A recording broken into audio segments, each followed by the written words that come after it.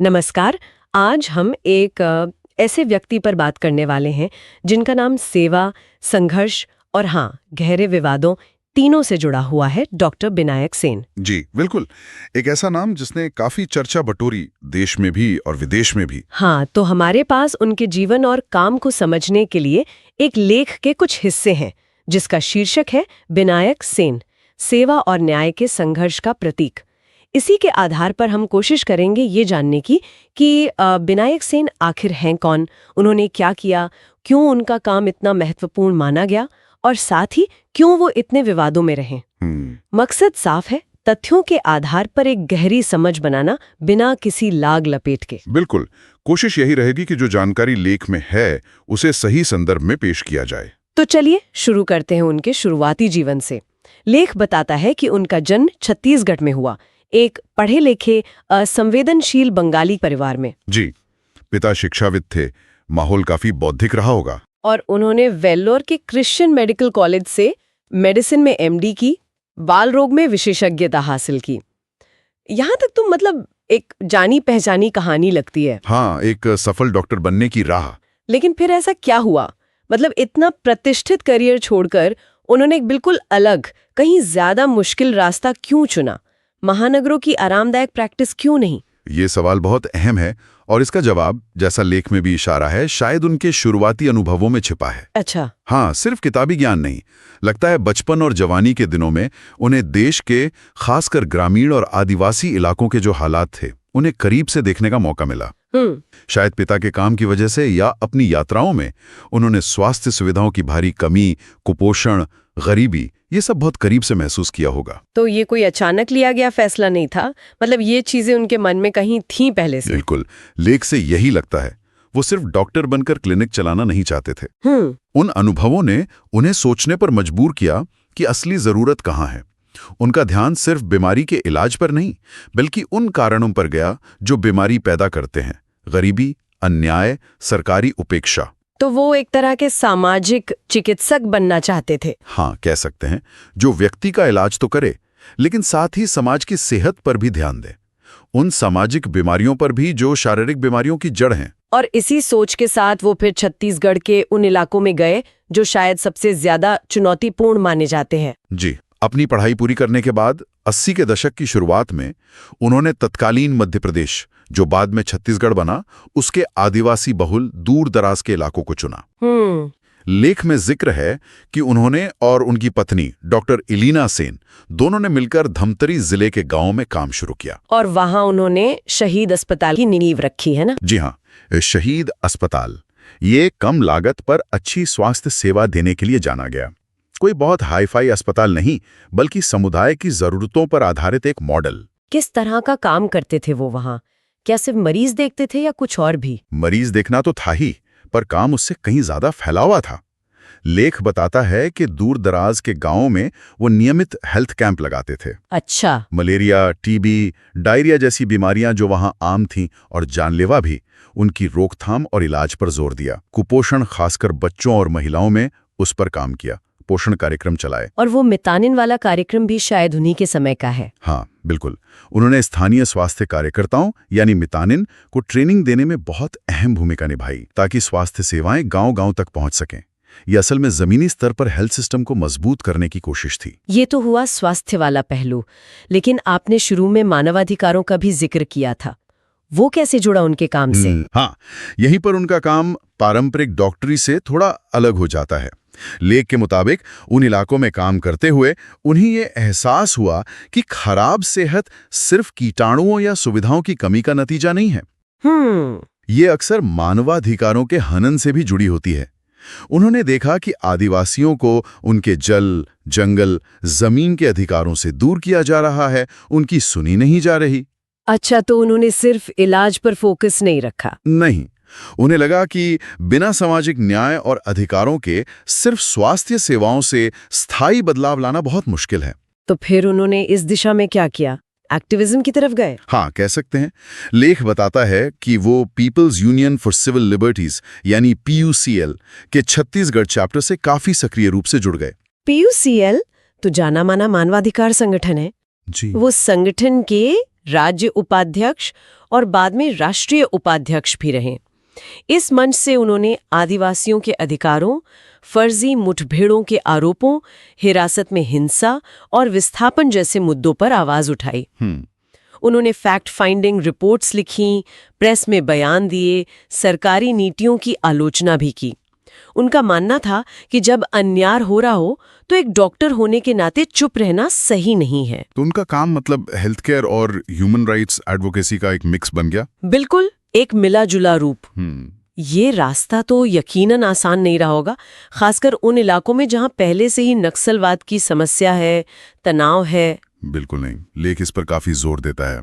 छत्तीसगढ़ के वो इलाके दशकों से नक्सली हिंसा और सुरक्षा बलों के अभियानों के बीच पिस रहे हैं। हाँ, वो तो है। ऐसे माहौल में अगर आप आदिवासियों या गरीबों के अधिकारों की बात करते हैं तो कई बार शक की नजर से देखे जाते हैं। लेख के अनुसार डॉक्टर सेन और उनके साथियों को धमकियां भी मिली, उनके काम में रुकावटें डालने की कोशिशें हुई, उन पर आरोप लगे कि वो नक्सलियों से सहानुभूति रखते हैं। क्यों? सिर्फ इसलिए कि वो उन इलाकों में काम कर रहे थे? हाँ, एक तो वो उन इलाकों में स्वास्थ्य सेवाएं दे रहे थे जहां नक्सलियों का प्रभाव था, और दूसरा वो मानवाधिकार हनन के मुद्दे उठा रहे थे जो कभी-कभी सुरक्षा बलों के अभियानों से जुड़े होते थे। और फिर आया साल 2007। वो एक बड़ा मोड़ था उनकी जिंदगी में। क्या हुआ था उस वक्त? मई 2007 में, जैसा लेख में दर्ज है, छत्तीसगढ़ पुलिस ने उन्हें बिलासपुर से गिरफ्तार कर लिया। गिरफ्तार कर लिया? हाँ, और उन पर बहुत गंभीर आरोप लगाए गए। छत्तीसगढ़ विशेष जन सुरक्षा अधिनियम CSPSA और गैर कानूनी गतिविधियां रोकथाम अधिनियम UAPA के तहत। बाप रे, UAPA के तहत आरोप क्या थे असल में? मुख्य आरोप यह था कि वो प्रतिबंधित नक्सली संगठन यानी CPI माओइस्ट के सदस्य हैं, उनके लिए संदेशवाहक का काम करते हैं और उनके शहरी नेटवर्क का हिस्सा हैं। बहुत संगीन आरोप थे ये तो बहुत चौंकाने वाली बात रही होगी। मतलब एक डॉक्टर जिसका इतना काम रहा हो। हाँ, इस गिरफ्तारी ने देश दुनिया में काफी हलचल मचा दी। लेख बताता है कि समाज एकदम दो हिस्सों में बंट गया। अच्छा, कैसे? एक तरफ राज्य सरकार, पुलिस और कुछ राष्ट्रवादी समूह थे। उनका कहना था कि उनके पास डॉक्टर सेन के खिलाफ पुख्ता सबूत हैं, वो कानून के दायरे में काम कर रहे हैं और राष्ट्रीय सुरक्षा सबसे ऊपर है। उनकी आलोचना हुई कि वो डॉक्टर के भेष में देश विरोधी गतिविधियों में शामिल थे। और दूसरी तरफ कौन थे? दूसरी तरफ देश और दुनिया के कई मानवाधिकार संगठन, डॉक्टर्स, बुद्धिजीवी, सामाजिक कार्यकर्ता, वो सब उनके समर्थन में उतर आए। उनका क्या कहना था? उनका तर्क था कि डॉक्टर सेन को इसलिए फंसाया जा रहा है क्योंकि वो आदिवासियों के हक की बात करते थे और राज्य सरकार की ज्यादतियों को उजागर करते थे। ये असहमति की आवाज को दबाने की कोशिश है। मतलब मामला काफी बड़ा हो गया था। बहुत बड़ा। 22 नोबेल पुरस्कार विजेताओं समेत दुनिया भर के कई नामी लोगों ने उनकी रिहाई की अपील की। ये केस सिर्फ एक व्यक्ति का नहीं रहा, बल्कि भारत में मानवाधिकार, बोलने की आजादी और कड़े कानूनों के इस्तेमाल पर एक बड़ी बहस का प्रतीक बन गया। कानूनी प्रक्रिया कैसी रही? वो भी तो काफी लंबी और जटिल चली होगी। बहुत ज्यादा। लेख के मुताबिक उन्हें करीब 2 साल रायपुर सेंट्रल जेल में बिताने पड़े। फिर निचली अदालत में मुकदमा चला। अभियोजन पक्ष ने गवाह और सबूत पेश किए, कुछ चिट्ठियां, इलेक्ट्रॉनिक डेटा वगैरह, जिनसे उनके नक्सली कनेक्शन साबित करने की कोशिश हुई। और बचाव पक्ष ने? बचाव पक्ष ने इन आरोपों को बेबुनियाद बताया। कहा कि डॉक्टर सेन का काम पूरी तरह से मानवीय और संवैधानिक दायरे में था। लेकिन दिसंबर 2010 में निचली अदालत ने उन्हें और 2 अन्य लोगों को देशद्रोह और नक्सलियों से संबंध रखने का दोषी पाया। दोषी पाया? सजा क्या हुई? आजीवन कारावास। आजीवन कारावास, ये तो बहुत ही बड़ा फैसला था। हाँ, इस फैसले ने फिर से अंतर्राष्ट्रीय स्तर पर बहुत ध्यान खींचा, पर कहानियां खत्म नहीं हुई। अच्छा। डॉक्टर सेन ने इस फैसले के खिलाफ छत्तीसगढ़ हाईकोर्ट में अपील की और फिर अप्रैल 2011 में सुप्रीम कोर्ट ने उनकी जमानत याचिका पर सुनवाई करते हुए एक बहुत महत्वपूर्ण बात कही। क्या कहा सुप्रीम कोर्ट ने? कोर्ट ने कहा कि किसी प्रतिबंधित संगठन के प्रति सहानुभूति रखना अपने आप में तब तक अपराध नहीं है जब तक कोई व्यक्ति हिंसा या गैर कानूनी गतिविधि में सीधे तौर पर शामिल ना हो। ओह, ये तो बड़ी बात थी। जी।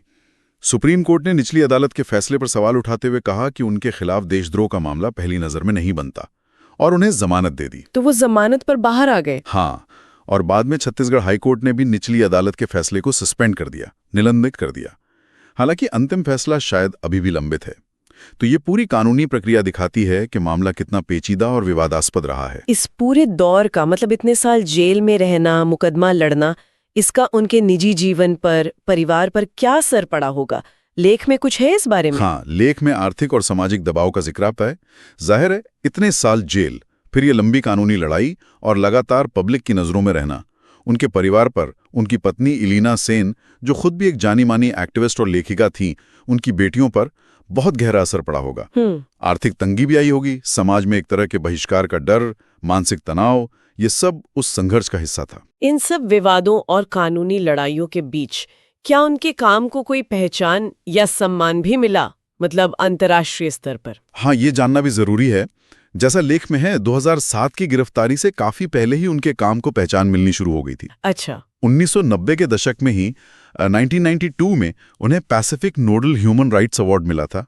फिर 2004 में American association for the advancement of science AAAS ने उन्हें मानवाधिकारों के लिए पॉल कैस्ट्रो अवार्ड दिया। और गिरफ्तारी के बाद? हाँ, 2008 में जब वो जेल में थे, उन्हें प्रतिष्ठित जॉनथन मान award for global health and human rights मिला। ये अवार्ड्स दिखाते हैं कि अंतर्राष्ट्रीय समुदाय उनके जमीनी काम और मानवाधिकारों के प्रति उनकी जो प्रतिबद्धता थी, उसे महत्व दे रहा था, विवादों के बावजूद। और वो जो एक दिलचस्प बात आपने पहले कही थी कि जेल में रहते हुए भी उन्होंने लिखना जारी रखा। हाँ, ये उनके जज्बे को दिखाता है। लेख बताता है कि जेल की सलाहों के पीछे भी उन्होंने सामाजिक स्वास्थ्य, मानवाधिकार, न्याय प्रणाली जैसे विषयों पर लिखना बंद नहीं किया। सच में? जी, कई लेख और शोध पत्र लिखे जो बाद में छपे भी। ये दिखाता है कि शारीरिक कैद उनकी सोच को, उनके उद्देश्य को रोक नहीं पाई। ये अपने आप में एक कहानी है। तो अब अगर हम सब कुछ समेटने की कोशिश करें, उनका शुरुआती जीवन, छत्तीसगढ़ में दशकों का काम, स्वास्थ्य सेवाएं, मानवाधिकारों की लड़ाई, फिर गिरफ्तारी, मुकदमा, विवाद, अंतर्राष्ट्रीय पहचान, इन सब के बाद विनायक सेन की विरासत क्या है? उन्हें कैसे याद किया जाना चाहिए? ये एक मुश्किल सवाल है और शायद इसका कोई एक सीधा जवाब नहीं है। लेख के विश्लेषण से जो बात निकलती है वो ये है कि उनकी विरासत, मतलब उनकी लेगेसी, कई परतों वाली है। एक तरफ उनका जीवन और काम, खासकर छत्तीसगढ़ के आदिवासी और हाशिए पर पड़े लोगों के लिए सेवा और संघर्ष का एक बहुत शक्तिशाली प्रतीक बन गया है। कैसे? उन्होंने दिखाया कि कैसे एक डॉक्टर अपने पेशे से आगे बढ़कर सामाजिक न्याय के लिए लड़ सकता है। उन्होंने कम लागत वाली समुदाय आधारित स्वास्थ्य सेवा का एक मॉडल दिया जो आज भी रेलेवेंट है। कई युवा डॉक्टरों और सामाजिक कार्यकर्ताओं के लिए वो प्रेरणा बने। ये तो हुई एक बात। और दूसरी तरफ उनका मामला भारत में राज्य, नागरिक की आजादी और राष्ट्रीय सुरक्षा के बीच जो एक तनाव भरा रिश्ता है, उसे उजागर करता है। हाँ। उनकी गिरफ्तारी और मुकदमे ने मानवाधिकार कानूनों, खासकर UAPA और देशद्रोह कानून के दुरुपयोग पर गंभीर सवाल खड़े कर दिए। क्या सरकारें इन कानूनों का इस्तेमाल असहमति की आवाज दबाने के लिए करती हैं? ये बहस तेज हो गई। हाँ, ये बहस तो आज भी चल रही है। बिल्कुल। जैसा लेख इशारा करता है, उनके मामले ने न सिर्फ भारतीय न्याय प्रणाली पर बल्कि दूर दराज के इलाकों में विकास, सुरक्षा और मानवाधिकारों के बीच संतुलन कैसे साधा जाए, इस पर भी एक बड़ी राष्ट्रीय और अंतर्राष्ट्रीय बहस छेड़ दी। उनका निजी संघर्ष एक बड़े सिस्टमिक मुद्दे का चेहरा बन गया। तो मतलब उन्हें सिर्फ एक हीरो या सिर्फ एक विलन के तौर पर देखना शायद गलत होगा। बिल्कुल। उनकी कहानी में नायकत्व भी है, संघर्ष भी है और ऐसे पहलू भी हैं जिन पर मतभेद हैं, गंभीर मतभेद।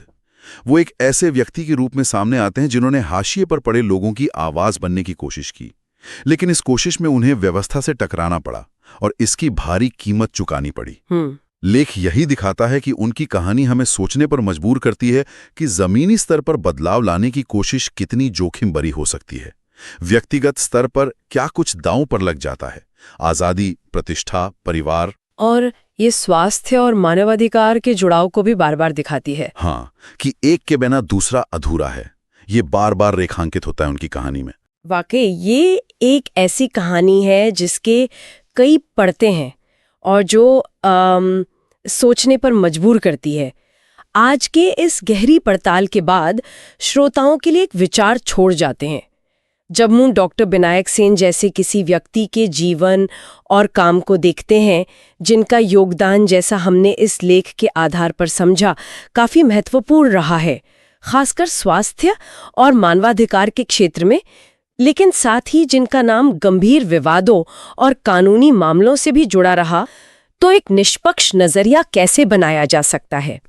ये एक जरूरी सवाल है। हम किसी व्यक्ति के सकारात्मक योगदान और उसके जीवन से जुड़े विवादों या आरोपों के बीच संतुलन कैसे साध सकते हैं, खासकर तब जब जानकारी अलग-अलग स्रोतों से आ रही हो और हर स्रोत का अपना